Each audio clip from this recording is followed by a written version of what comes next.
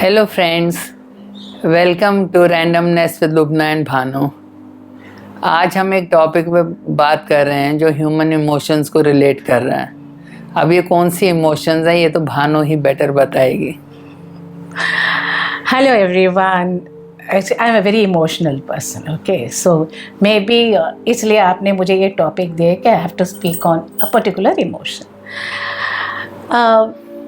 जब भी आप किसी के बारे में आप सोचते हैं तो आपके माइंड में क्या आता है? उनकी personality, the way that person looks, the way that person dresses, और किस तरीके से वो बात करते हैं, हंस के बात करते हैं, प्यार से बात करते हैं, गुस्से में बात करते हैं। उनके सारे इमोशंस उनकी पर्सनालिटी बन के आपकी आंखों के सामने आती है ना।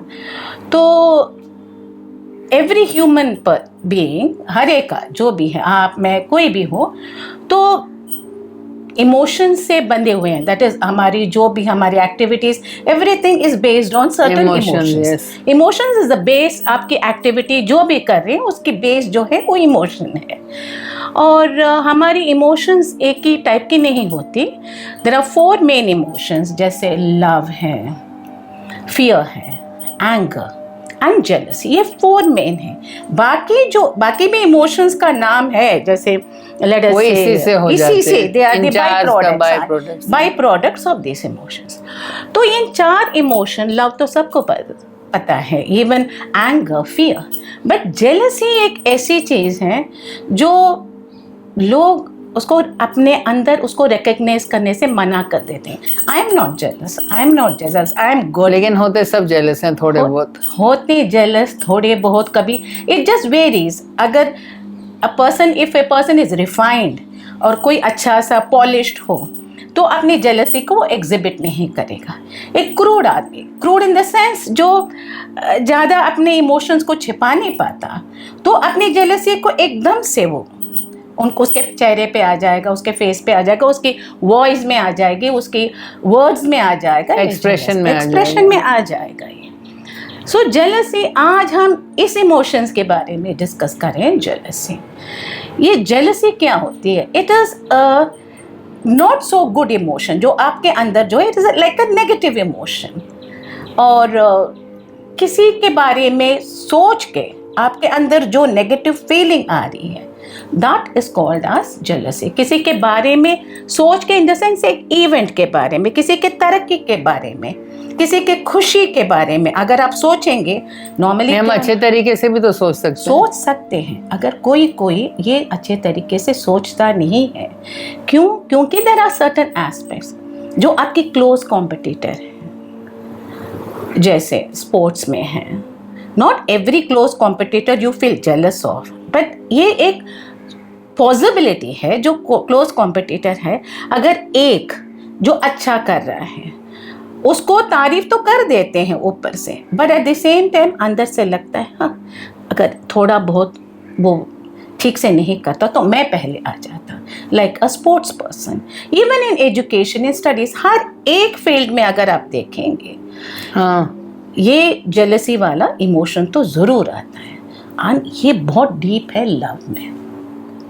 जहाँ लव होती है, जिसको आप बहुत डीपली प्यार करते हैं, तो उसके साथ एक पॉजिटिवनेस भी आ जाती है। This person is mine, all his attention should be mine, given to me. अगर उसकी अटेंशन थोड़ी सी डाइवर्ट हो जाए, then there is a streak of jealousy in you.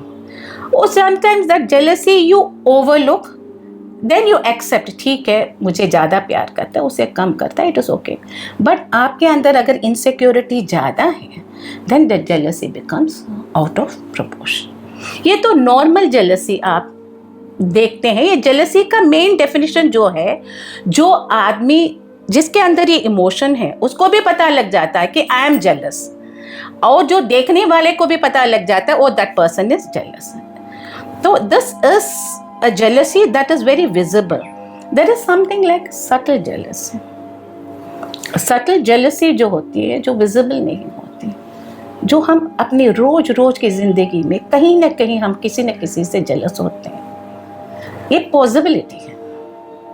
आप होते हैं कहीं पर, होती थी। अब खैर I have recognise my emotion and I have try to उसको रेक्टिफाई करने की मैंने बहुत, अब मैं रिकग्नाइज कर लेती हूँ अंदर से, मेरी अंदर वो हल्की सी अगर वो इमोशन शो करने लगता है तो immediately I check my self. तो क्योंकि वो रिकग्निशन मेरे अंदर अब आ गया है, पर पहला ऐसा नहीं था। अगर आप देखें ना, जो बच्चे जो स्कूल्स में क्लासेस में जो फ्रेंड्स, बहुत क्लोज फ्रेंड्स भी हो सकते हैं, अच्छे पढ़ने वाले हो, एक को अगर 5 मार्क एक्स्ट्रा मिल जाए, वो एक फ्रैक्शन फ्रीकिंग सेकेंड के लिए तो ज़रूर that other person will feel discomfort कि उसको ज़्यादा आ गया। फिर बाद में हाँ congratulations, very good, everything you से, बट उस फ्लेटिंग सेकेंड के लिए उसके अंदर वो नेगेटिव इमोशन आ जाती है। तो इसको कंट्रोल कैसे करना है?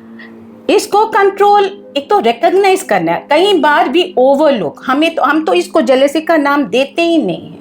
नहीं ठीक है, हाँ ठीक है, भी एक्चुअली उसको हम ब्रश कर लेते हैं कि ये तो मेरे अंदर ये नेगेटिव इमोशन तो है ही नहीं। हाँ। सबसे पहले ये होना चाहिए, रिकॉग्नाइज करना चाहिए कि आपके अंदर ये इमोशन कैसा है, आप कैसे रिएक्ट कर रहे हैं किसी की खुशी में। This is very important.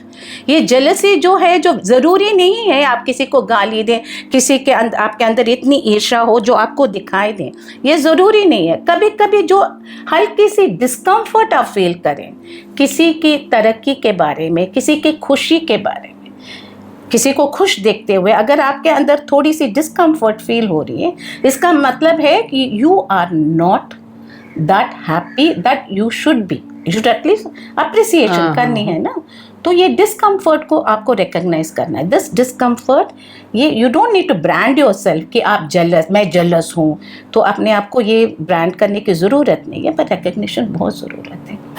क्योंकि बार बार उसी बंदे के साथ उसी माहौल में आप रहने की वो जो नौबत आ जाएगी, because that person may be your close friend, may be your colleague, जो भी हैं जिसके साथ आप हल्की डिस्कम्फर्ट फील करते हैं।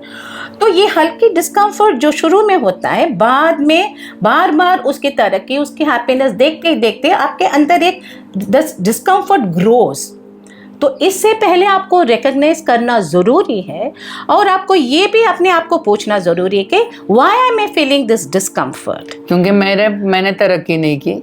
मैंने तरक्की नहीं की, एक तो अपनी दैट इज जो आप खुद अचीव नहीं कर पाते हैं, कोई और अचीव कर लिया इसके वजह से। लेकिन ये भी तो हो सकता है कि मैंने भी उतनी मेहनत की हो, उसको बॉस जानता हो, बहुत सारे फैक्टर्स होते हैं। तो you have to ask yourself, क्योंकि that frankness is very important. आपको किसी को बोलने की जरूरत नहीं है, पर आपको अंदर अपने आप को सोल्यूशन क्या है? सोल्यूशन ये है कि अगर आपको ठीक है, अगर आपके अंदर कोई कमी है, अगर बॉस के साथ वो व्हाट यू से दैट इसने कुछ चमचागिरी की, उसको प्रमोशन मिल गया, या बच्चा, और लेट अस से द स्टूडेंट्स के बारे में ले नहीं, पहले इसको कंप्लीट कीजिए ना, डाइवर्ट मत होइए। अच्छा ठीक है, ये जो है डिस्कम्फर्ट जो उसको फील कर रहा है, तो you can't do anything about the situation. हाँ। या तो आप नौकरी छोड़ के दूसरी नौकरी चले जाए, नौकरी नहीं मिलेगी तो फिर या तो then you have to live, but ये नेगेटिव इमोशन आपको ले डूबेगा, वो दूसरे आदमी को अफेक्ट नहीं करेगा।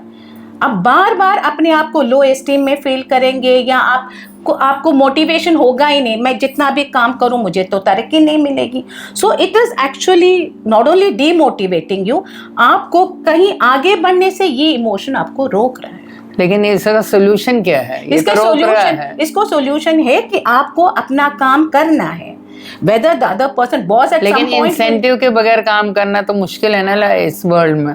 Then you have to, then आपके अपने अंदर जो ये इमोशन लेके आगे बढ़ना भी तो मुश्किल है। तो फिर हमें किसी साइकोलॉजिस्ट के पास जाना है जो हमें हेल्प करे कि ये इमोशन कैसे रिलीज करनी है। कोई एक्सरसाइजेस करवाए, मेंटल कुछ करवाए। Exactly, we can only recognise and then take help. या recognition is important to take for to release it, then taking help and release it, because ये it is not good for you. Because I think ये जो emotion है, if you are in same situation, खुद release नहीं हो सकता easily. जब आपको रोज दिखेगा वो आदमी और आप भी इतनी मेहनत कर रहे हैं, very true, exactly. So you need some help, you need to change the job. Yes, you need to change the job, you need some help. Actually changing the job again you will face the same situation. No, maybe वहाँ पे boss का कोई चमचा नहीं हो।